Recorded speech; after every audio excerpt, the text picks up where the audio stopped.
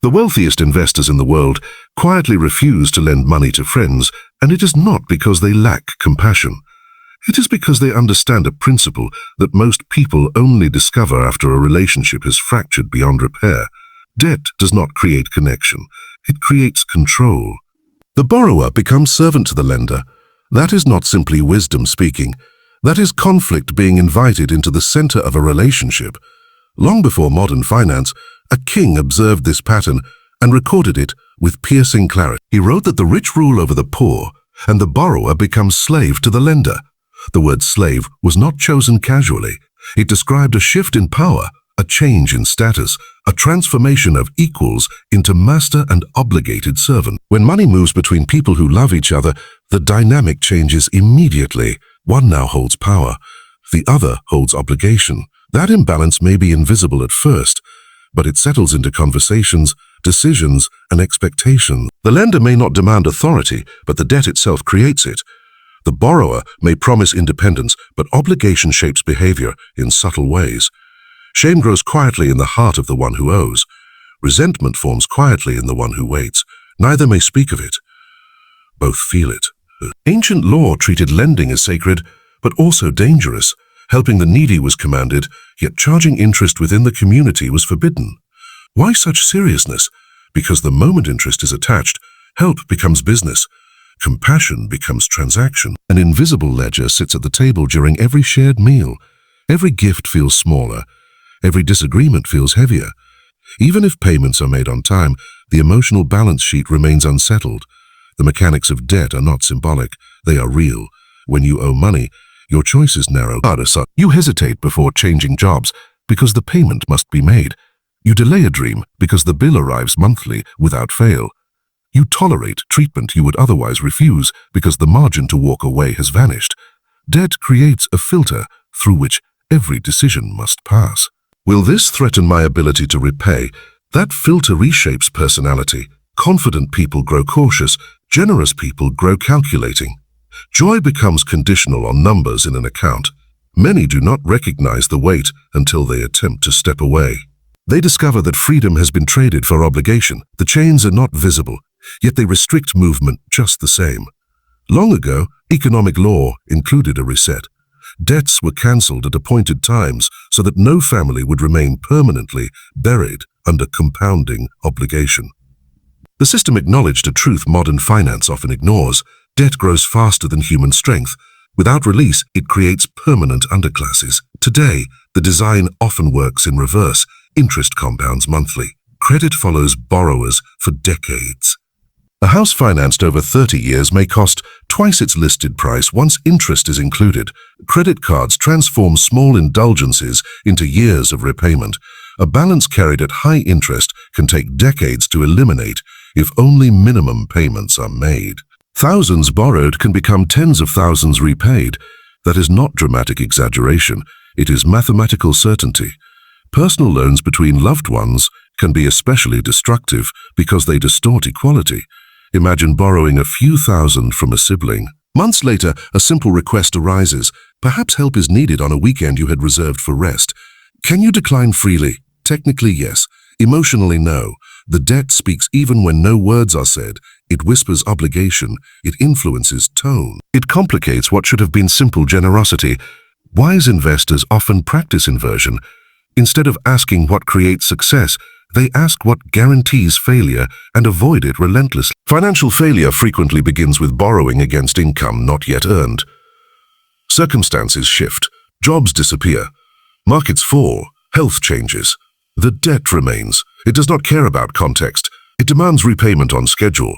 Compound interest is praised when it works in your favor. Invest consistently and returns build upon returns. But when compound interest works against you, it becomes relentless. Interest accrues not only on the original amount, but on prior interest. The balance grows even while you sleep. A modest credit card debt at a high rate can require decades of disciplined payments to erase. The borrower may pay back far more than was ever received. That is not partnership. That is surrendering future labor to satisfy past consumption. Co-signing magnifies the danger. When you guarantee another's loan, you assume liability without authority. The borrower makes choices. you absorb consequences. If they fail to pay, your credit suffers, your resources are pursued, your stability shakes. Ancient warnings compared such entanglement to a gazelle fleeing a hunter or a bird escaping a trap. The urgency was intentional. Financial promises can entangle faster than most imagine. History shows that great wealth was often built not through borrowing, but through production, trade, discipline, and patience. Real wealth multiplies value. It does not merely manage deficit. Even individuals who possessed extraordinary resources warned against debt. They had observed kingdoms crumble when rulers borrowed to fund ambitions beyond their means. They saw families fractured when harvests failed, yet obligations remained. Debt is not only numerical, it is psychological. Owing money sits in the mind like a stone. It alters sleep. It shadows celebrations. A bonus arrives, and instead of joy, the first thought is repayment. The lender holds first claim on earnings. Labor serves obligation before it serves personal growth. That is the essence of servitude, softened by paperwork. Investors who studied financial collapse consistently identified leverage as a primary accelerant of disaster. Borrowed money amplifies outcomes. Gains feel impressive, losses become catastrophic. When markets turn, those who borrowed must sell at the worst possible moment to meet demands. Permanent loss of capital follows. Avoiding irreversible damage becomes the highest priority. Debt introduces the risk of losing not only what you have, but what you have not yet earned. Every loan is a promise. Breaking a promise injures more than finances. It injures integrity. Sometimes does genuinely prevent fulfillment, yet the internal fracture remains. Better not to vow than to vow than to vow and fail to complete it. That principle extends beyond religion into character itself. Opportunity cost deepens the argument. Money directed toward debt repayment cannot be invested for growth. Monthly payments over years represent not only money lost but growth forfeited. The swing between compounding debt and compounding investment can be enormous over time. The master receives first claim on the labor of the servant. The lender receives first claim on the borrower's income. Financial discipline has long been tied to spiritual discipline. Earn diligently, save consistently, give generously. Borrowing reverses the order. Giving stops first when pressure mounts, saving disappears next. Eventually, earning feels insufficient. The structure collapses inward. Refusing to lend to loved ones does not require harshness, it requires clarity. One can say, "You value our relationship too much to risk changing it through debt. I will help you build a plan, but I will not become your creditor."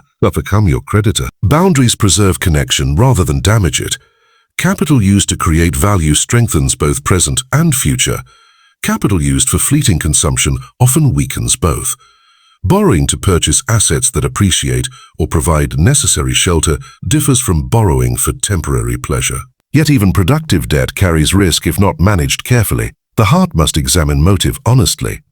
Children learn financial habits, not from lectures but from observation. If they witness constant anxiety over bills, they internalize debt as normal adulthood. If they observe patience, saving, and thoughtful spending, they internalize freedom as attainable. Modeling matters more than instruction. Some teachers have described debt as a pit without visible bottom. Borrowing assumes that future income will appear reliably enough to satisfy current obligations. Sometimes that assumption proves correct, sometimes it does not. The difference determines stability or collapse. Many modern investment philosophies, even when secular, align with ancient caution. Low-cost investing, avoidance of leverage, long-term patience. These principles echo the same warning. Eliminate unnecessary risk. Truth about money proves consistent across centuries because mathematics does not evolve with fashion. Every person who escapes debt becomes evidence that the principle works. Every family that chooses delayed gratification over immediate indulgence becomes a living testimony. Financial choices preach louder than words. Ultimately, debt reveals belief about timing and provision. Borrowing often springs from impatience. It insists that what is desired now cannot wait for disciplined preparation. Patience produces stability. Haste produces vulnerability. Relief gained through borrowing may last days. The burden can last years. If you find yourself already entangled, condemnation is useless. Recognition is the first step. Refuse to add new obligations. Commit to systematic reduction of existing balances. Build a margin of savings to prevent relapse when emergencies arise. Small victories compound just as interest does. Freedom is possible. It requires humility, discipline, and sometimes difficult conversations. But traps are designed to be escaped by those who recognize them. Let your financial life become evidence that patience outperforms impulse, that discipline overcomes desire, and that freedom is worth more than any purchase credit can provide. Release the illusion that debt is harmless. See it clearly, then choose wisely.